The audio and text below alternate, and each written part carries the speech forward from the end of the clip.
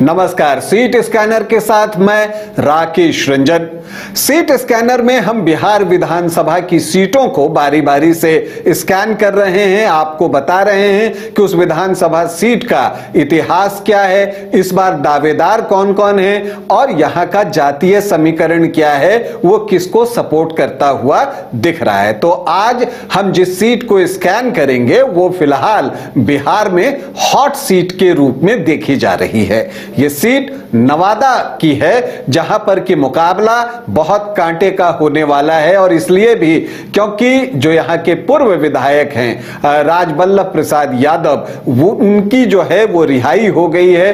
वो आपको एक दुष्कर्म मामले में जेल में थे, लेकिन पटना हाईकोर्ट से उन्हें राहत मिली है और उनकी रिहाई हो गई है। और दूसरी तरफ जो कौशल यादव हैं वो जो है आरजेडी में शामिल हो गए हैं।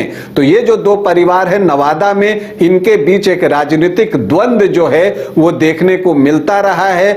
5 बार राजबल्लभ यादव का परिवार जो है वो नवादा विधानसभा सीट पर कब्जा करने में सफल रहा है, तो 5 ही बार जो है कौशल यादव के परिवार ने भी नवादा विधानसभा की सीट जीती है। तो इसी से आप अंदाजा लगा सकते हैं कि यहां मुकाबला इस बार कितना कड़ा होने वाला है। लेकिन इन सब के बीच श्रवण कुशवाहा क्या करेंगे यह देखना दिलचस्प होगा। और चूंकि यहां भूमिहार वोटर्स की संख्या अच्छी है, तो क्या कोई भूमिहार कैंडिडेट भी उतर सकता है, यह भी देखना दिलचस्प होगा। अगर आप नवादा विधानसभा की बात करें तो यहां जब पहला चुनाव 1952 में हुआ था, तब 2 विधायक चुने गए थे, रामकिशन सिंह और शक्ति कुमार। लेकिन अभी अगर आप देखें तो अब तक यहां पर 19 चुनाव हो चुके हैं नवादा में, जिसमें कांग्रेस को 6 बार कामयाबी मिली है। भारतीय जनसंघ भी यहां से 2 बार चुनाव जीतने में सफल रहा है। सीपीआई को 2 बार सफलता मिली है, आरजेडी 3 बार और जेडीयू 3 बार। तो रिसेंट पास्ट में अगर आप बात करें तो यहां मुकाबला जेडीयू और आरजेडी के बीच ही देखने को मिलता रहा है। हालांकि बीजेपी को भी 1 बार सफलता मिली है और निर्दलीय यहां पर 3 बार चुनाव जीतने में सफल रहे हैं। अगर हम सर्वाधिक जीतों की बात करें व्यक्तिगत रूप से, तो राजबल्लभ यादव ने 3 बार यहां से सर्वाधिक जीत हासिल की है। तो कौशल यादव की पत्नी पूर्णिमा यादव ने भी यहां पर 3 बार ही सफलता अर्जित की है। अगर आप यहां के आखिरी 3 चुनाव को देखें तो 2010 में जो है पूर्णिमा यादव जेडीयू के टिकट पर चुनाव लड़ रही थी। वो तब सिटिंग विधायक थी, हालांकि पिछला चुनाव उन्होंने निर्दलीय जीता था। तो वहां पर पूर्णिमा यादव ने 6337 वोटों की जीत हासिल की थी और उन्होंने शिकस्त किसे दी थी? राजबल्लभ यादव को। और उस वक्त कांग्रेस की निवेदिता सिंह तीसरे स्थान पर रही थी 13.5% वोटों के साथ। 2015 में बिहार की राजनीति ने करवट लिया था और तब आरजेडी, जेडीयू और कांग्रेस तीनों एक साथ एक छाते के नीचे मौजूद थी महागठबंधन में। और तब यहां पर यह सीट आरजेडी को गई और राजबल्लभ प्रसाद यादव जो हैं वो यहां से चुनावी मैदान में उतरे और उनके सामने आरएलएसपी के इंद्रदेव प्रसाद थे। लेकिन यहां पर राजबल्लभ प्रसाद को जीत मिली 16,726 वोटों की।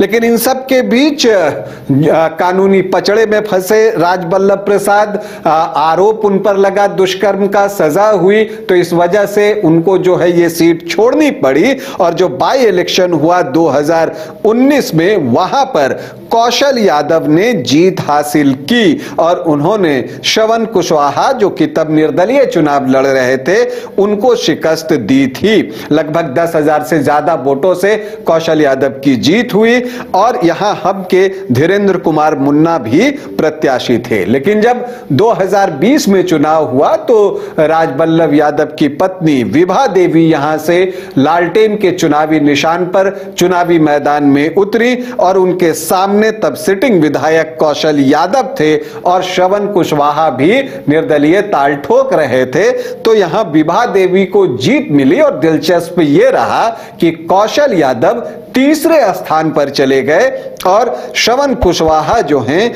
वो 46,125 वोटों से लाने में कामयाब रहे और विभा देवी को जो है वो जीत मिली 26,310 वोटों की। उनको वोट आए 72,435, जबकि कौशल यादव को 34,576। तो 2020 में विभा देवी नवादा में लालटेन जलाने में सफल रही। लेकिन इस बार क्या होगा, क्योंकि जो रिश्ते हैं उसमें बड़ा बदलाव आया है और तेजस्वी यादव खुद नवादा गए थे और उन्होंने कौशल यादव और उनके परिवार को, जिसमें उनकी पत्नी शामिल हैं, उनको आरजेडी में शामिल करा लिया है। और अब ऐसा लग रहा है कि यहां से कौशल यादव ही चुनाव लड़े या उनके परिवार से कोई चुनाव लड़ सकता है। तो ऐसी परिस्थिति में विभा देवी का क्या होगा? लोकसभा चुनाव में राजबल्लभ यादव के भाई विनोद यादव यहां आरजेडी के खिलाफ चुनावी मैदान में उतर गए थे।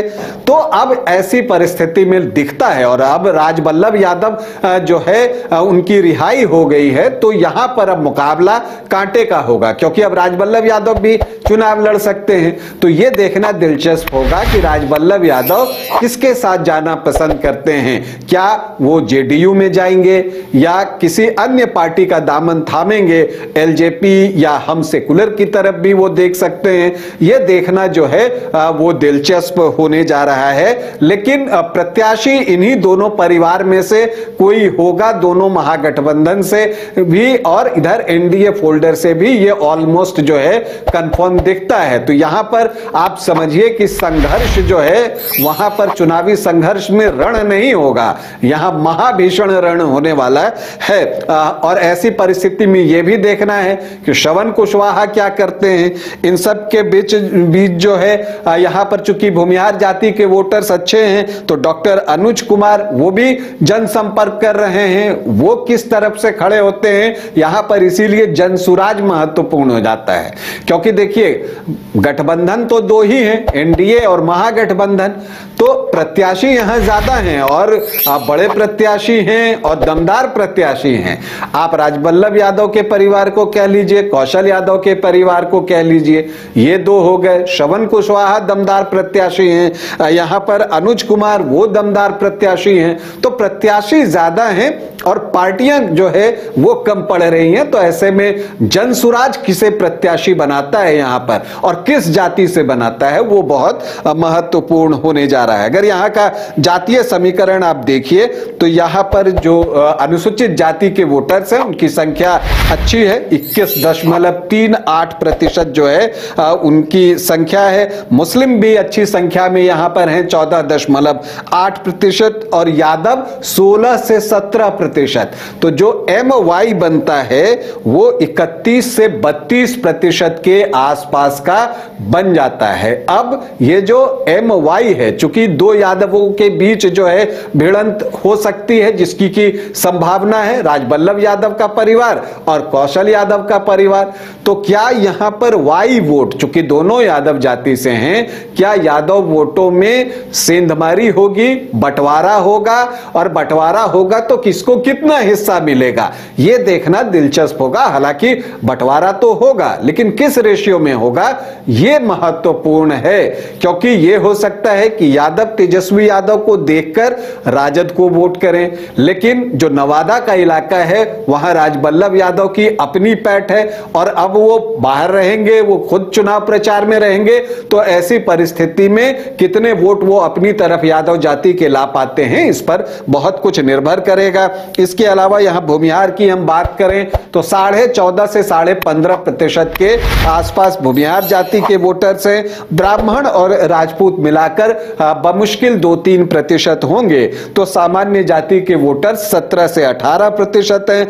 कुशवाहा 7.5 से 8.5% हैं। अगर आप कुर्मी को भी इसमें जोड़ लीजिए तो 9 से 10% का आंकड़ा पहुंचता है और वैश्य जो हैं वो 8 से 9% हैं। तो अगर आप देखें और अदर ओबीसी ईबीसी पे आप जाइए तो वो 11 से 13% के आसपास हैं।